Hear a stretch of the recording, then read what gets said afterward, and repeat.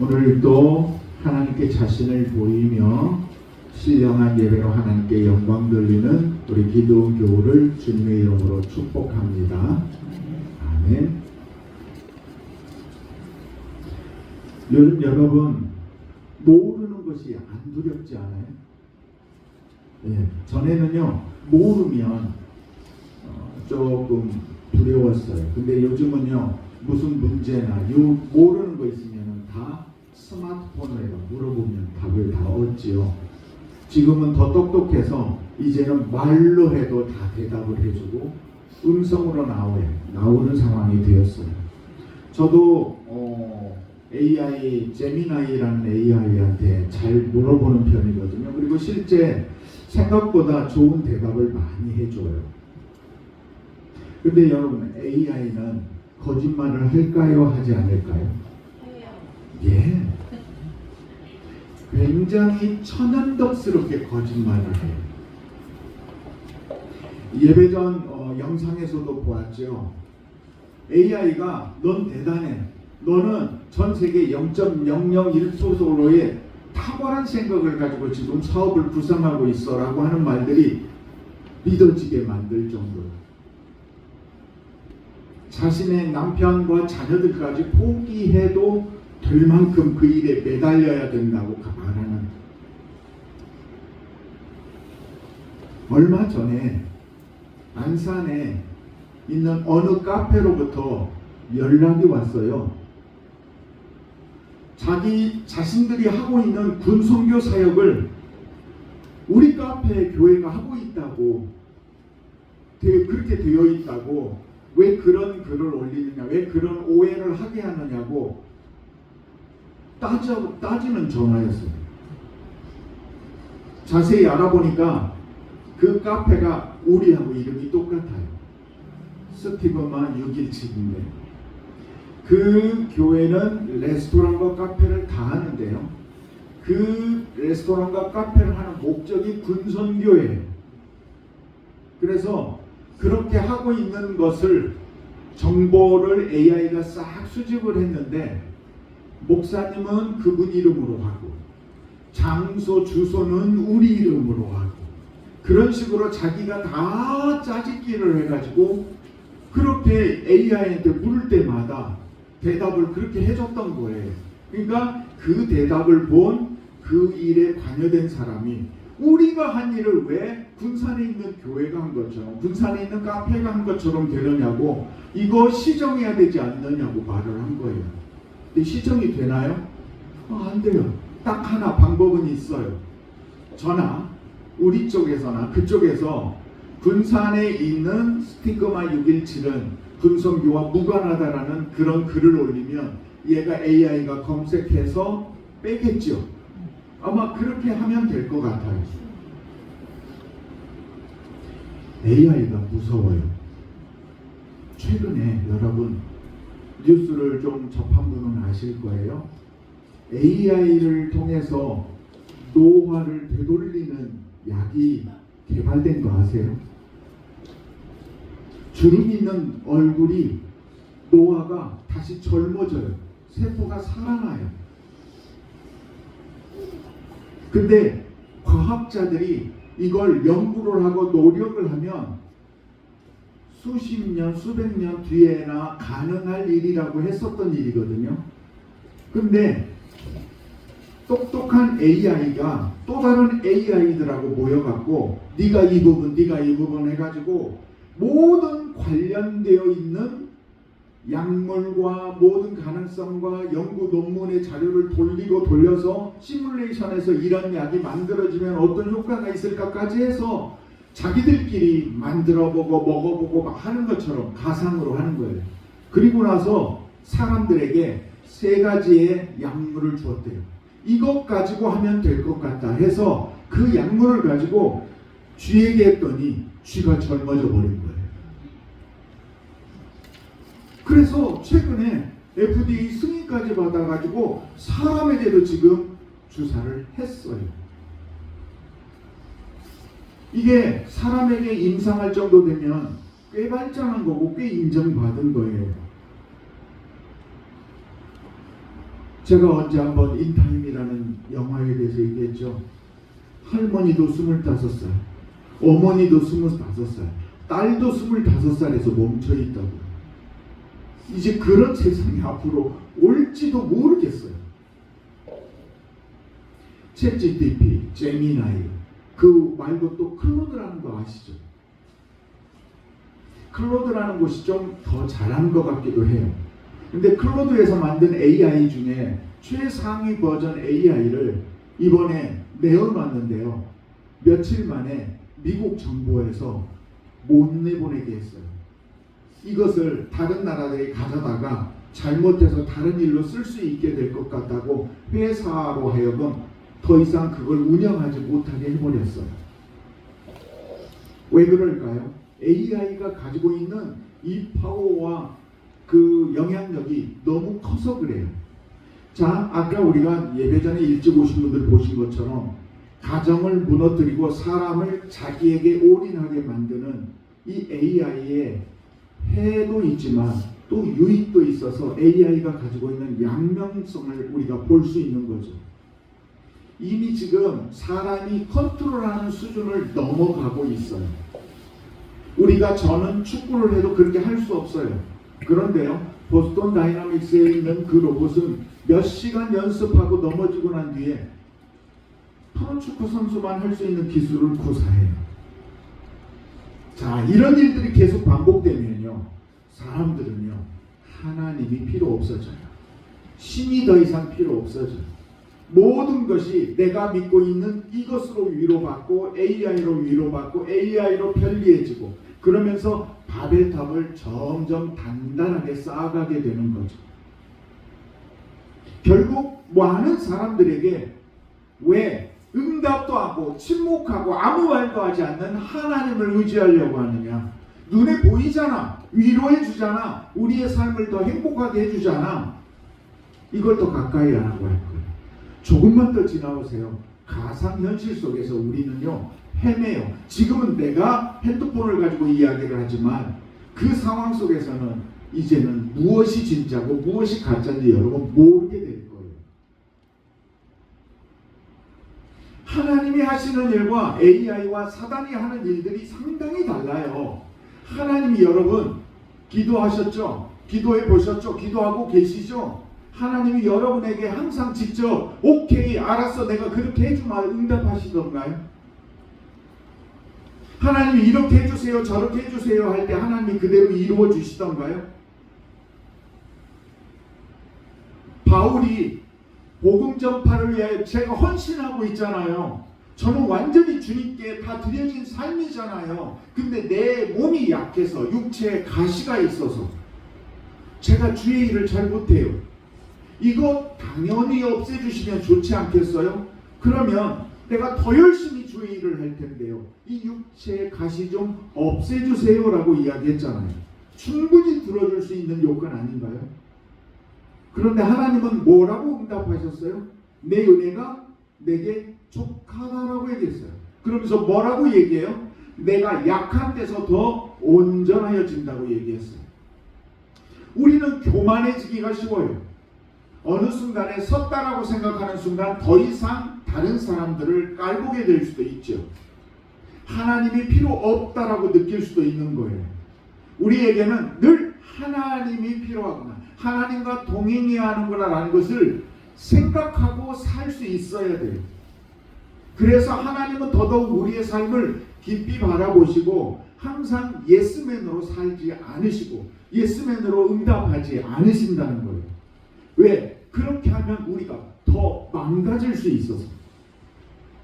AI는요 분명히 달콤한 말만 해요. 우리가 필요로 하는 말만, 우리가 원하는 말만 기가 막히게 알아서 넌 대단해, 넌 할 수 있어, 계속 그 소리만 하는 거예요.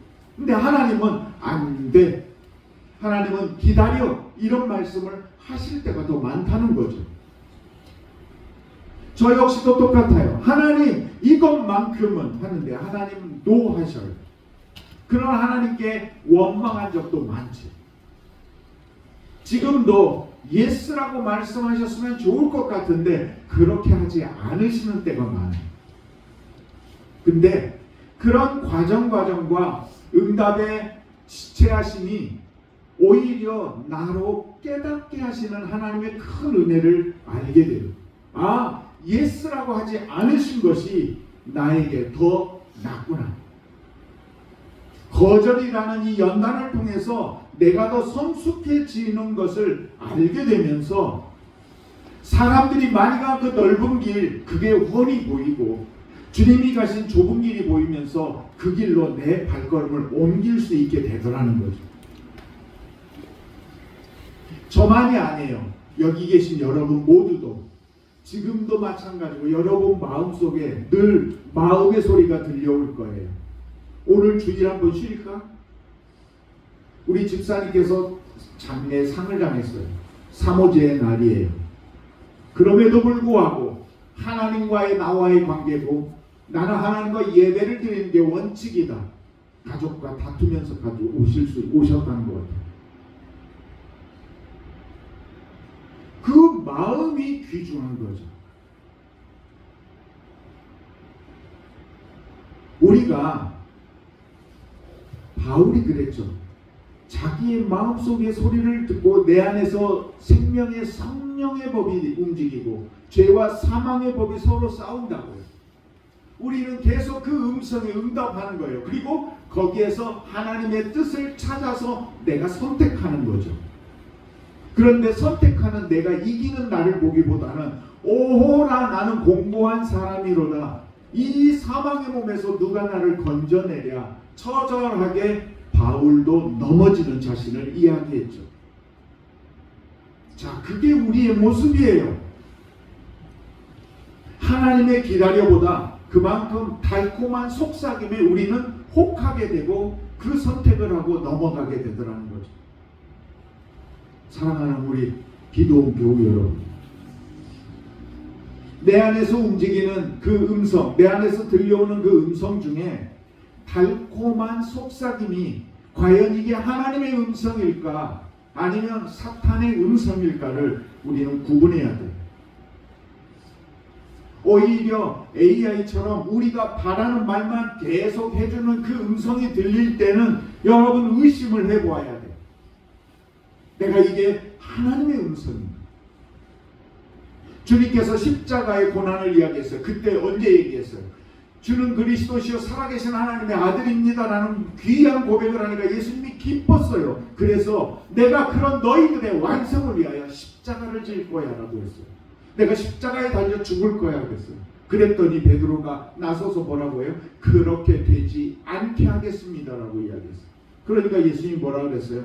사탄아 내 뒤로 물러가라 그랬어요. 너는 사람의 일을 생각하는구나. 여러분, 베드로가 사탄이 된 거 아니에요. 그 순간에 우쭐하는 마음속에서 하나님의 뜻보다 자기 생각이 나온 거예요. 그 음성을 들었고 그 음성에 반응한 거예요. 조금 전에는 성령 하나님의 감동 속에서 깨닫고 반응했는데 그 다음에는 사단의 음성에 반응을 한 거죠. 그래서 주님은 그렇게 하지 말라고 말씀하고 계시는 거예요. 저와 여러분이 살아가는 삶 속에서 이 선택은 계속되고 있어요. 그 가운데서 여러분들이 견디면서 주의를 하나님께 보이면서 예배를 드리고 있는 거예요. 본문을 정하면서 말씀을 묵상하면서요. 어떤 본문을 하는 게 좋을까? 욥기를 선택을 했습니다. 욥기는 지혜서예요. 우리에게 영적 지혜를 주는 생명책입니다. 힘들 때마다 여러분이 욥기를 자꾸 또 읽고 이해가 안 돼도 또 읽고 또 읽고요. 그리고 전도서를 읽고요. 그리고 시편을 읽으면요. 여러분이 그 말을 묵상하면 그 말씀들이 순간순간 살아나서요. 여러분의 마음에 박히는 것들을 느끼게 될 거예요. 아, 이 말씀이 내 발의 길이요 내 등의 빛이 되는구나. 이런 느낌을 가질 수 있게 되는 거예요. 그 중에 이 욥기는 하나님이 인생을 멋지게 빚어가시는 방법이 형통함에 있지 아니하고 고난 속에서 하나님을 향한 신뢰의 믿음으로 이루어진다는 것을 가르쳐줍니다. 최근에 저희 두 아들을 만났을 때 두 아들과 함께 팔씨름을 한 적이 있어요. 결과가 어땠을까요? 네, 큰애는 이겼어요. 둘째한테는 졌어요. 생각보다 작은 애가 힘이 세더라고요. 근데 제가 왜 졌는지 알아요. 제가 근감소증에서 회복되고 있는 과정이거든요. 아직도 제 근육이 다 회복되지 않았어요. 그리고 팔씨름은 자세가 조금 거의 한 50~60%를 잡아요. 비슷한 힘이면 누가 더 좋은 자세를 가지느냐, 삿바 싸움 하는 거하고 비슷해서 승패가 갈리거든요. 바뀌거든요. 그래서 이렇게 하면 이길 수 있을 것 같다라는 생각이 들어요. 신앙적으로 영적으로 계속 하나님하고 약복강에서 씨름하듯 하나님과 씨름을 하다 보니까요, 어느 순간에요, 저기 높이 고귀해 보였던 신앙인들, 목사님들, 다른 존경할 만한 분들이요, 그렇게 높아 보이지가 않더라고요. 이 말씀을 드리는 것이 제가 훨씬 더 지적으로 교만해졌다 그런 얘기가 아니라요, 이 묵상과 하는 속에서 그들의 모습이, 그분들의 모습이 어느덧 그분들과 어깨를 견줄만 하고 그분들이 이런 한계가 보이기까지 하더라는 거죠. 저는 우리 교우들을 보면서 깜짝깜짝 놀랄 때가 있어요. 다른 게 아니에요. 삶 속에서 누가 이랬다더라 그렇게 말씀하실 때마다 그리스도의 향기가 진하게 나타날 때, 이분들이 말씀 안에서 실제 삶을 그렇게 살아내고 있구나. 하나님 이거 해주세요, 하나님 이거 해주세요, 그런 기도만 드리는 줄 알았는데 아니요, 하나님이 원하시는 그 길을 기꺼이 가고 있는 모습이 보여지니까 은혜가 되는 거예요. 정말 저는 우리 가족이나 우리 기도원 교우 모두가 그렇게 영적인 거인으로 성장할 수 있기를 간절히 기도하고요, 간절히 축복합니다.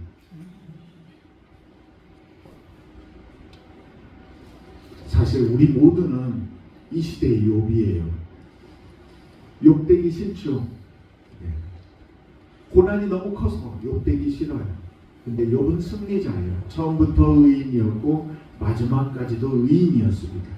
하나님은 이 욥기라는 말씀을 우리에게 주시면서 너희가 이 시대의 욥이야, 욥처럼 살아야 돼. 나를 바라봐. 힘든 거 알아. 그래서 오늘 사탄하고 이야기하는데 먼저 선포부터 해요. 욥은 의인이다. 근데 여기에 사탄이 딴지를 걸어요. 하나님, 욥 의인 아니에요. 욥이 의인처럼 보이는 것은 하나님이 물질과 가정과 건강을 넘치게 주셨기 때문에 그 축복의 울타리 때문에 의인으로 사는 것뿐이에요. 이거 뺐으면 달라질 거요. 근데 안타깝게 이 사탄의 말대로 신앙생활 하는 사람들이 많아요. 그래서 예수 믿고 복 받기를 원해서 예수 믿다가 시험과 어려움들이 오면 교회를 떠나죠. 하나님을 버리죠. 물질을 잃거나 건강을 잃거나 원치 않는 고난을 받게 되면 하나님을 떠나버립니다. 예수님을 반 가룟 유다가 그랬고, 주님보다 세상을 더 사랑해서 떠나버렸다는 데마가 그랬어요. 그리고 저 역시 그럴 뻔한 적도 있어요. 사랑하는 우리 기도원 교우 여러분, 사탄은 욕만 실험하지 않아요. 저와 여러분을 포함해서 지금 이 땅에 살고 있는 모든 인생들을 시험하고 있어요. 그들은 한 영혼도 포기하지 않고 우는 사자처럼 저와 여러분을 넘어뜨리려 하고 있어요. 여러분 귀에 속삭이면서 매 순간마다. 그래서 여러분이 자기 욕심의 노예로 살고 살아갈수록 그 말은 귀에 달콤하게 들려주고 더 소중한 남편과 자녀들도 눈에 안 들어오게 되는 상황이 오는 거죠. 우리가 살면서 하나님보다 더 중요하게 여기는 그 무엇이 있게 된다면 사단은 기가 막히게 그것을 알아서 그것으로 여러분을 흔들어 놓게 되는 거예요. 여러분을 넘어뜨리는 거예요. 여러분, 사단을요 잘 봐야 돼요. 사탄은요 뺏기만 하지 않아요. 주면서 망하게 할 수 있어요. 돈 버는 재미에 빠져서 가족이나 신앙이나 이것을 소홀히 하게 해서 그의 삶을 풍비박산을 낼 수도 있어요. 즐거움에 빠져서 시간을 낭비하게 하죠. 우리 종종 보잖아요. 갯벌에서 조개 줍는 즐거움에 빠져있다가 순간 쑥쑥 밀려오는 밀물에 생명을 잃었다고. 그래서 우리가 물질이나 건강이나 자신만 바라보게 하면서 하나님을 보지 못하게 하는 이러한 것들이 전형적인 사탄의 방법이 될 수 있습니다. 그래서 저와 여러분은 잘 되든지 잘못되든지 늘 분별해야 돼요. 이것이 사탄이 하는 일일까? 이것이 성령 하나님이 일하시는 것일까? 여기에서 하나님 내게 무엇을 원하시는 건가? 이걸 분별해야만 욥처럼 설 수 있는 거예요. 말씀을 묵상하면서 생각했어요. 여러분, 욥이 고난을 받았어요. 근데 욥만큼 고난받은 사람이 있어요. 누구예요? 아니, 다른 멀리 찾지 말라고요. 욥이 고난을 받았어요. 욥 옆에서 그와 비슷한 고난을 받은 사람이 누구예요? 욥의 아내요. 욥의 아내가 욥이 자식을 잃고 물질을 잃었을 때 욥의 아내도 자식을 잃고 물질을 잃었어요. 자, 욥은 하나님이 처음부터 뭐라고 얘기했어요? 의인이래요. 욥의 아내는 의인이라고 했어요? 아니요. 욥의 아내는 욥과 같이 대단한 믿음을 가지고 있지도 않았어요. 근데 욥이 당한 대부분의 고난은 다 당했어요. 얼마나 가슴 아프고 얼마나 견디기 힘들었겠어요. 너무 힘든 욥의 아내가 욥기에 잠깐 나오죠. 뭐라고 얘기해요? 하나님이 너무나 자기의 뜻대로 안 되고 자녀도 잃게 하고 모든 물질도 잃게 하고 사람도 다 떠나가게 하니까 불평을 하죠. 뭐라고 불평해요? 하나님을 저주하고 죽어버리라고. 욥의 아내가 그 말을 하거든요. 욥의 아내가 그런 말을 했어요. 옳아요, 틀려요? 그게 믿음의 대답이에요, 아니에요? 아닌 거 알지요. 근데 그는 그것을 감당하기 어려워했어요. 그만큼 연약한 사람이었어요.